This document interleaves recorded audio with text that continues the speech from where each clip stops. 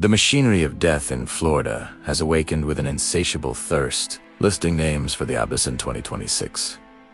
The state now leads the nation in executions, scheduling the end of several men for the coming weeks. Inmates who waited decades in limbo now feel the cold steel of the clock ticking against their wrists. The Sunshine State has never been darker, and the death row at Rayford has never been so lethally efficient.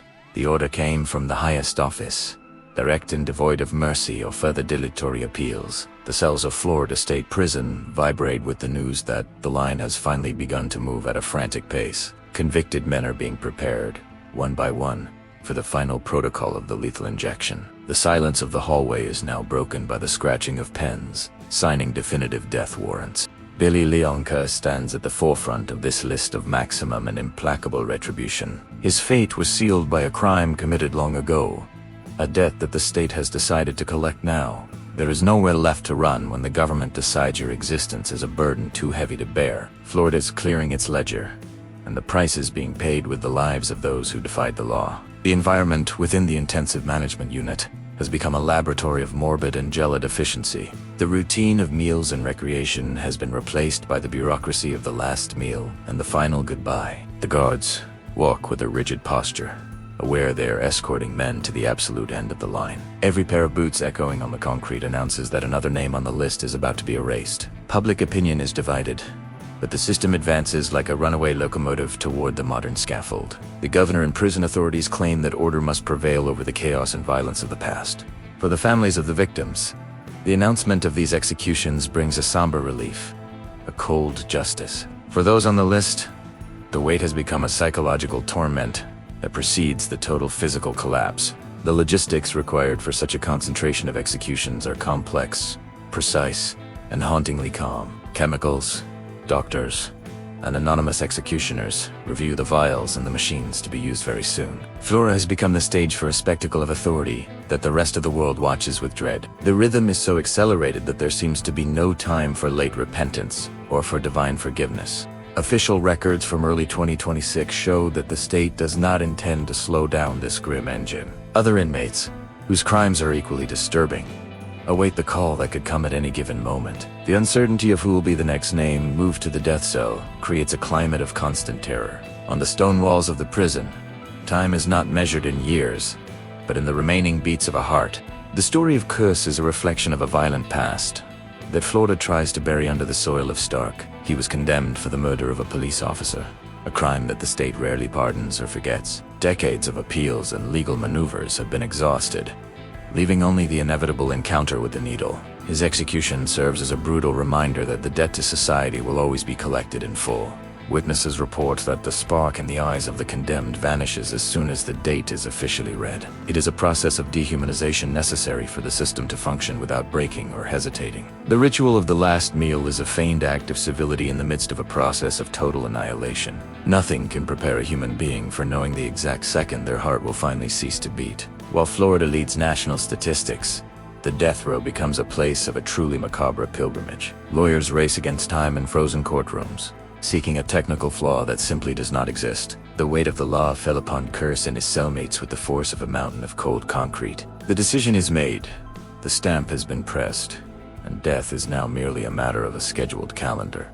The Florida sun shines intensely outside the walls, ignoring the tragedy occurring within the shadows. Inside, the air is conditioned and smells of cleaning chemicals and the metallic fear emanating from skin. Many prisoners choose absolute silence, refusing to give the state the satisfaction of hearing their voices. They become specters of themselves long before the lethal cocktail enters their fading bloodstreams. The press monitors every movement, every transfer of an inmate between maximum security housing units. News that Florida's cleaning out its death row generates heated debates across the entire country. But for the men on the list, the political debate is a distant noise that no longer makes any sense. They are trapped in a bubble of time where tomorrow is a promise that will never be fulfilled for them. Investigators pore over the files of Kearse, seeking to understand the mind that led him to such a crime. Accounts of his difficult childhood and his trajectory through crime are used as footnotes in his biography. None of this matters to the state, which sees only a convict whose permitted time has finally expired. Retribution is the only language that the judicial system seems to speak with absolute fluency this year. The coming days will be marked by the sound of sirens and the movement of official vehicles on the road. Rayford Prison is under constant surveillance, protecting the secret of what occurs in its final chamber. Kearse will be only the first of many to cross the portal from which no one has ever returned to tell. The list keeps growing, fueled by a desire for justice that borders on a relentless state obsession. Have you ever stopped to think that the videos you just watched with flawless scripts and engaging narrations might have been created by someone who never even touched a camera or a microphone? There is a new digital elite profiting heavily behind the scenes of YouTube and social media, building massive channels without ever showing their faces or spending thousands of dollars on equipment. While most people are frozen by the fear of being on camera, these individuals are using the hidden power of artificial intelligence to generate automated content that works and earns for them 24 hours a day. The secret to dominating this game isn't about having a famous face. It's about knowing how to command the right tools to create scripts, voices, and visuals that magnetically hold the audience's attention. I've gained access to a strategic method that reveals the exact roadmap for you to build your own invisible digital empire. Mastering AI to turn clicks into a real source of income. It is the perfect opportunity for those seeking financial and geographical freedom without having to deal with the pressure of being a public figure on the internet.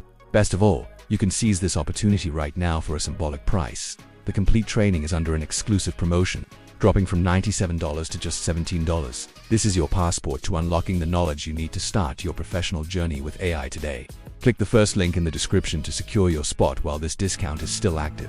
Human rights reports expressed deep concern about the unprecedented frequency of these fatal punishments. They questioned if the speed of the process hides flaws that should be reviewed with extreme caution. But Florida responds with the efficiency of its executions, proving the system is ready and willing to kill. Political urgency seems to dictate the pace of justice, transforming human life into a mere statistic.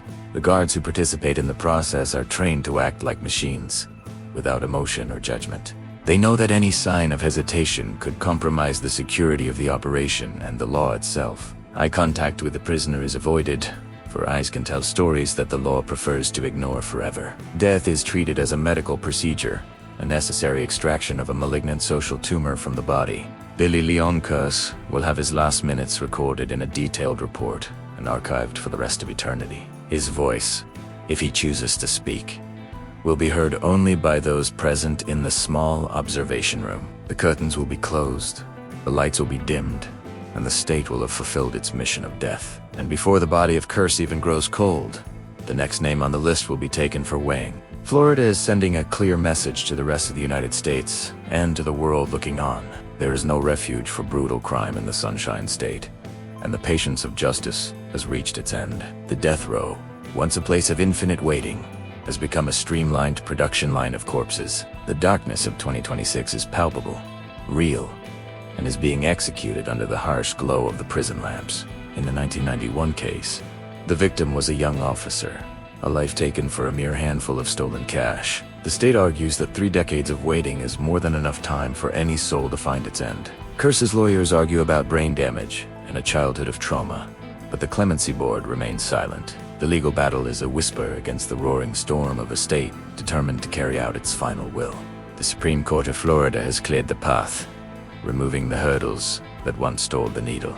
The governor's signature is not just a formality. It is a signal of a new era of uncompromising law. In the death watch cell, the prisoner is stripped of everything but his thoughts and the coming darkness. The finality of the situation is a heavy shroud that smothers any lingering hope for a last-minute stay. As the executioner prepares the chemicals, the world outside debates the ethics of the ultimate penalty. But inside the walls, the ethics are replaced by the cold physics of heart rates and respiratory failure. The death house is a place where the air itself feels old, saturated with the history of the executed. Kearse waits in the shadow of those who went before him, a ghost in waiting in a security tomb. The specific drugs used are a closely guarded secret, a mixture designed to bring the silence of the grave. Critics call it cruel and unusual, but the state calls it the fulfillment of a long overdue promise. Each heartbeat is a drumroll leading to the moment the plunger is depressed and the light fades out. The efficiency of 2026 leaves no room for the errors of the past,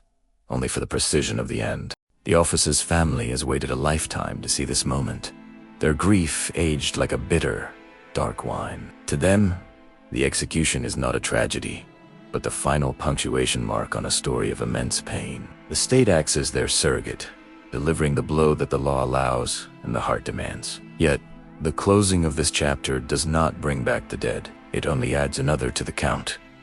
Rayford's perimeter is a line between the living world and the machinery of state-sanctioned expiration. Protesters hold candles in the humidity, their flickering lights a protest against the oncoming dark. Inside, the prisoner is strapped down, the leather belt securing him to his final place on this earth. The clock on the wall doesn't tick. It merely counts down the seconds of a life being weighed and found wanting. The final statement is often a plea, a curse, or a confession that comes far too late to change anything. Kearse's words will be etched into the record, a final testament before the veil is drawn shut. The state's witnesses watch through the glass, their faces reflected in the window of the death chamber. It is a moment of profound, terrifying intimacy between the law and the man it is about to destroy. When the announcement of death is finally made, a strange stillness settles over the entire prison complex. The paperwork is filed, the body is moved, and the cell is cleaned for the next man on the governor's list. Florida's leadership in executions